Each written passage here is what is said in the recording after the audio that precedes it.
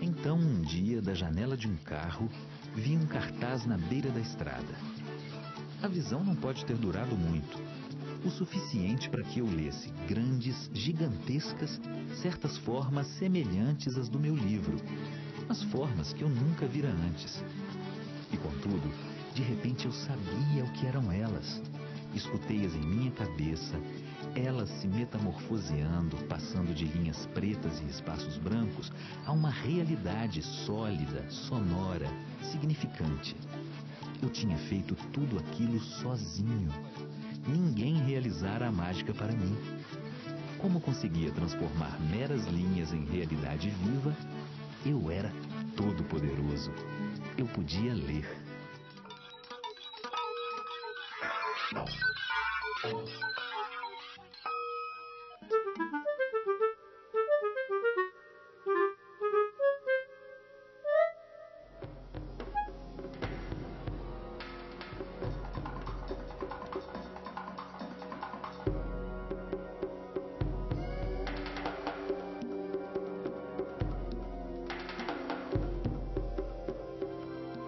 Ao longo da história da humanidade, o homem usou ferramentas como a escultura, a gravura e a pintura rupestre para representar valores e práticas culturais. As sociedades cresceram, a economia se desenvolveu, as distâncias se encurtaram. Com isso, surgia também a necessidade de uma linguagem que documentasse o emaranhado de relações. Era preciso firmar acordos, lavrar escrituras de terras e fazer as leis. A palavra oral não era mais suficiente. O que começou como privilégio de poucos, com objetivos meramente comerciais, acabou se tornando a principal ferramenta para compreender o mundo. Hoje, ler e escrever é fundamental ao exercício da cidadania. Nós estamos numa sociedade intensamente letrada. O que significa isso? Nós dependemos da escrita e muitas pessoas dominam a linguagem escrita, são alfabetizadas, mas não dominam todas as estratégias de letramento que a sociedade exige. A pessoa domina a escrita, ela sabe decodificar, ela sabe traduzir aquilo que está escrito em linguagem verbal, em oralidade, mas muitas vezes isso é insuficiente para ela exercer a cidadania. Então, a cidadania e o letramento são fenômenos intrinsecamente articulados. Quer dizer, a pessoa só pode exercer a cidadania plenamente se ela domina todas as práticas próprias do mundo letrado. A escrita é fundamental para que a pessoa se mantenha informada e possa exercer os seus direitos de cidadania, buscando os direitos junto às repartições públicas ou particulares, através de documentos, e esses documentos também são elaborados fundamentalmente com a escrita do nosso país, né? Muito mais que a assinatura do nome no documento e a leitura das manchetes de jornais, o letramento permite ao cidadão conduzir de maneira consciente a sua própria história. Você elabora um pensamento crítico, que você tem mais coisas para você argumentar, que sua visão de mundo alarga, né? Você vai ser um cidadão mais crítico dentro dessa sociedade que ele vive, e você vai cobrar isso também. Cidadania é isso, né? Cidadania é você fazer a sua parte e também cobrar a parte de cada um nesse jogo, né? Eu acho que a leitura é o grande caminho para isso. Eu vou cantar uma história de uma venda que eu vi em Araçuaí, no Vale do Jequitinhonha. O dono da venda chama Lidirico, tá? Eu falei, esse é apelido, ele mostrou a identidade. O nome dele é Lidirico, eu vi, constatei, registrei, tem documentado. E a venda dele tinha de tudo pendurado: crisipa, chupada de guilho, rabo de morcego, badulaco, parangulango, guido de cascavel. Aí eu falei, merece uma música, a venda do seu Lidirico. Ela na venda do seu Lidirico, ela na venda do seu Lidirico, tem de tudo e cada coisa que tem eu escrito, tem de tudo e cada coisa que tem eu escrito. Aonde? Ela na venda do seu Lidirico. Nessa venda tem de tudo: paçoquinha, Hollywood, pomba de matar mosquito, tem peneira, furadeira, tem esteira, tem palito, comprimido, patonteira, bola, camisa e apito, e espelho pro caboclo se achar bonito. Pra fazer assim umas emboladas, fazer um calango ligeiro desse, você tem que aprender a saber o ABC, D, F, G, L, H e assim por diante. Sem estudar, não tem jeito não. É a sabedoria popular.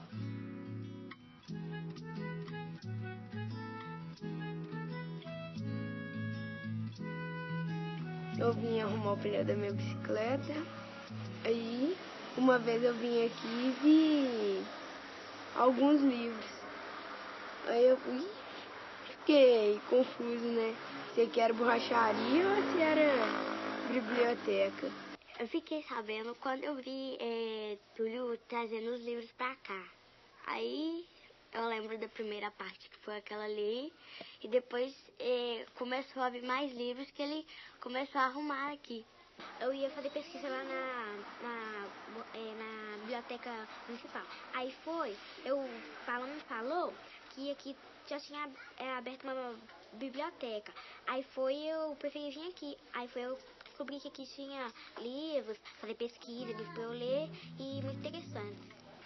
Surgiu do meu interesse pelos livros e a vontade de fazer mais leitores aqui na minha comunidade. Eu vindo trabalhar com meu pai, como borracheiro, a gente já disponibilizava jornais. E eu via que o interesse da comunidade ia aumentando. Aí resolvi colocar alguns livros e a partir daí começou a Borracha Biblioteca. O Monteiro Lobato tem uma frase que eu gosto muito, que uma nação é feita de homens e livros.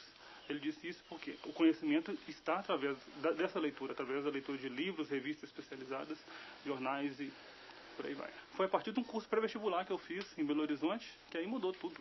Mudou toda a minha visão de livros, que a partir de lá, com aquele grupo de pessoas vindo de várias partes do Brasil, era um curso pré-universitário alternativo, e a maioria das pessoas lá já tinham lido muito e foram me incentivando a ler mais e mais e mais, indicando alguns livros, e a partir daí que eu comecei a me interessar mais pelos livros e ter esse gosto.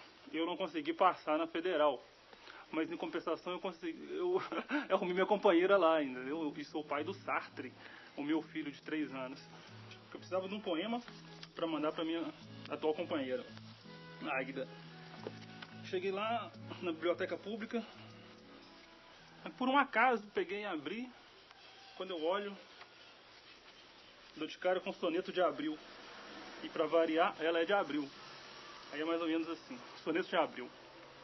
Agora que é abril e o mar se ausenta, secando-se em si mesmo como um pranto, vejo que o amor que te dedico aumenta, seguindo a trilha do meu próprio espanto. Em mim, o teu espírito apresenta todas as sugestões de um doce encanto, que minha fonte não se dessedenta, por não ser fonte d'água, mas de canto. Agora que é abril e vão morrer as formosas canções dos outros meses, assim te quero, mesmo que te escondas, amar-te uma só vez, todas as vezes em que sou carne e gesto, e fenecer, como uma voz chamada pelas ondas. Minha vida mudou totalmente por causa da Borracha Biblioteca. Porque quando nós saímos na imprensa pela primeira vez, a Faculdade de Sabará me ofereceu, sabendo do meu interesse de cursar letras, me ofereceu meia bolsa. Eu tenho consciência que esse trabalho é a longo prazo, mas eu já percebo que alguns leitores de gibis já passaram para romances, estão lendo mais romances, e a comunidade tem abraçado essa causa.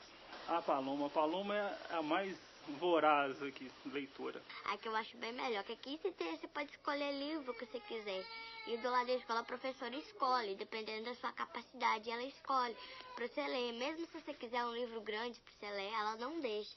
E a mãe dela já reclama comigo dizendo que até em pé ela fica encostada lá e lendo, e tudo que vê, lê, e esse é o primeiro fruto da borracha biblioteca, que eu acredito que seja a Paloma. É uma ideia espontânea, é uma coisa que nasceu, digamos, aqui nessa comunidade, e que se volta para essa comunidade totalmente sem burocracia, não é? Então isso tem incentivado principalmente as crianças e muitos adultos que antes não conheciam a leitura, não sabiam no prazer da leitura e a importância da gente, da valorização da leitura. Muitas pessoas de uns tempos para cá, digamos de 2 anos para cá, começaram a ver esse outro lado que a leitura nos proporciona. Então eu acho que é fundamental. Você é obrigado a ler um livro porque vai cair no vestibular. E não são leituras prazerosas. Eu acho que o hábito só se dá pelo prazer de ler. Não importa se seja crônicas, contos, romances, mas tem que dar prazer.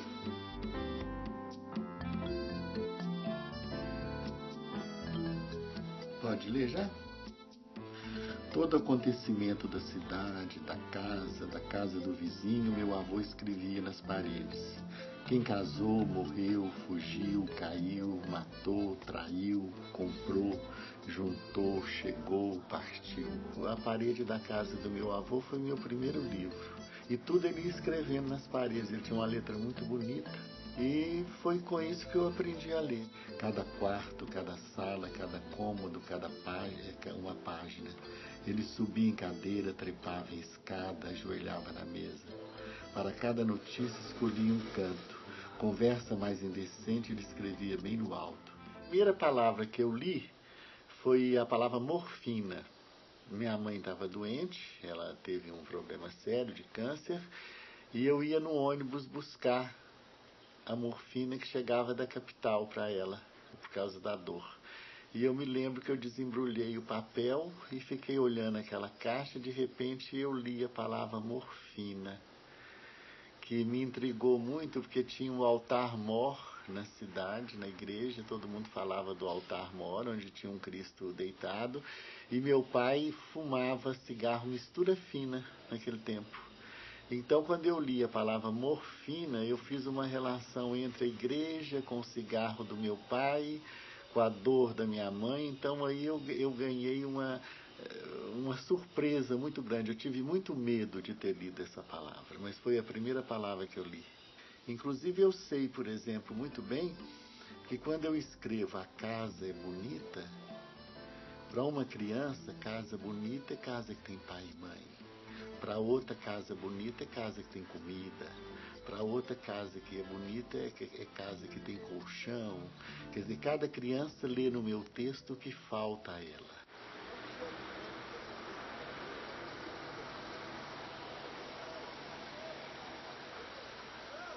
Para mim, igual eu, por exemplo, eu só tenho a 4ª série primária, né? Eu comecei a trabalhar muito cedo.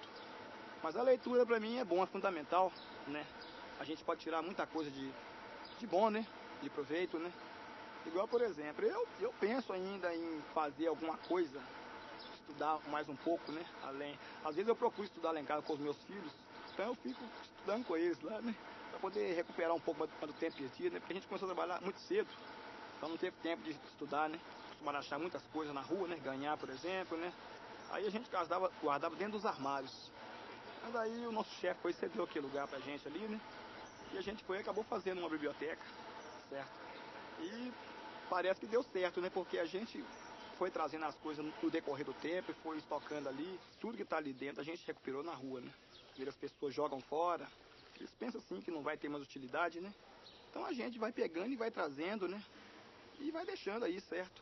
Aí chega, por exemplo, aí alguém que interessa, né? Que acha alguma coisa interessante ali, e tira alguma matéria que pode servir, né?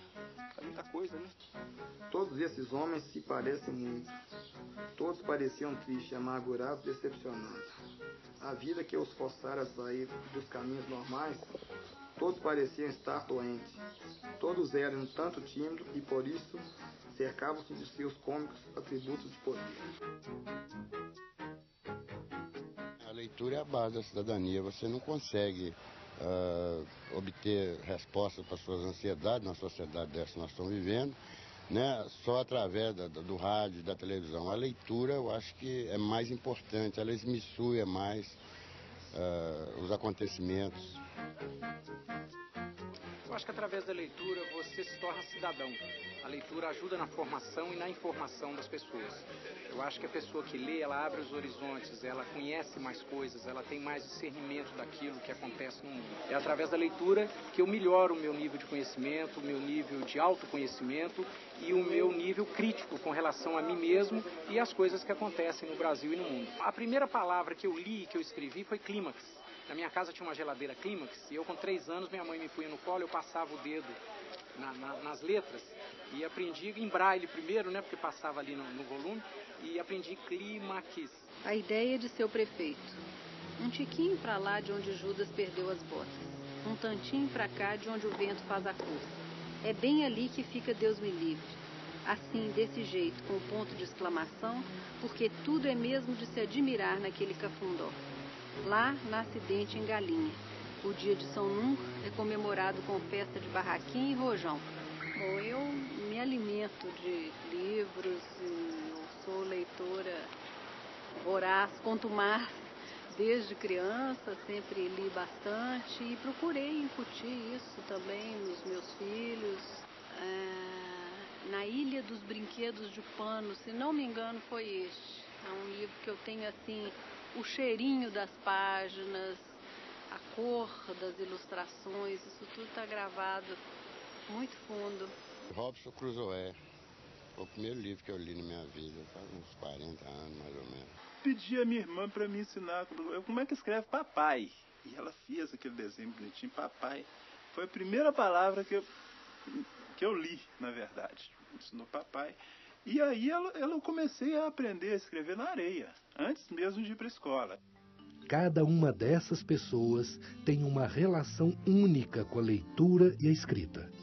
Todo livro que a pessoa lê é como se abrisse uma janela e visse uma nova paisagem, um novo horizonte, passa a ter novas ideias e, consequentemente, conhecimento. E não poderia ser diferente, já que cada pessoa tem suas próprias experiências, interesses e capacidades.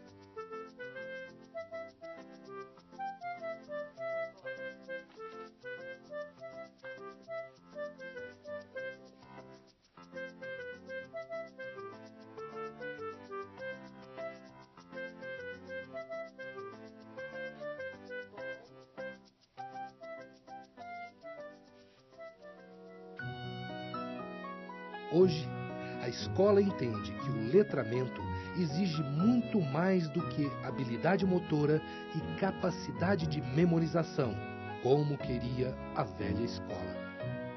Você já viu aqueles buraquinhos? Alguém teve curiosidade de cavar um buraquinho para ver o que achava? O que você achou? Tipo aquelas coisas, tipo casca de caracol. Nesta nova escola, o professor é o mestre na capacidade de compreender e orientar o aluno. Ele entende que saber ler e escrever vai muito além da decodificação das palavras. Implica também a capacidade de perceber o mundo. Eu já vi um dos moradores aqui perto da praça que participou do mutirão da Praça Maria Quitéria. Foi plantando, foi fazendo terra, limpando, tirando a sujeira. Então eu acho que quando num país como o Brasil, que toda ação tem que ser pedagógica, toda ação brasileira tem que ser pedagógica, é um pessoal que merece tudo isso, então eu vejo que quando você dá o livro para a criança, você dá a voz para ela. E cidadão é aquele que possui voz. Comecei na junta nas letras, né?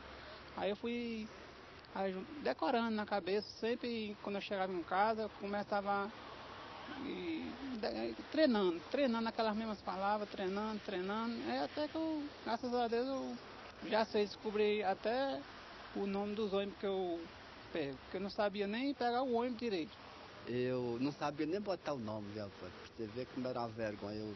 Até emprego para mim, arrumava um emprego e pregava o dedo na folha de papel. Hoje eu não aprego mais, graças a Deus. Não sei, vamos dizer muita coisa não, mas já sei. Sei pegar ônibus, sei pegar carro para todo lugar, eu sei pegar, e sei escrever meu nome em qualquer lugar para não passar muita vergonha, né? Coisa mais que eu gostava de saber pai, mas não saber escrever o nome dele, nem do meu pai nem da minha mãe. Eu sei fazer, graças a Deus, e tenho muito orgulho.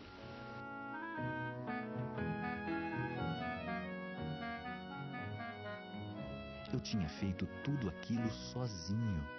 Ninguém realizara a mágica para mim. Como conseguia transformar meras linhas em realidade viva, eu era todo-poderoso. Eu podia ler.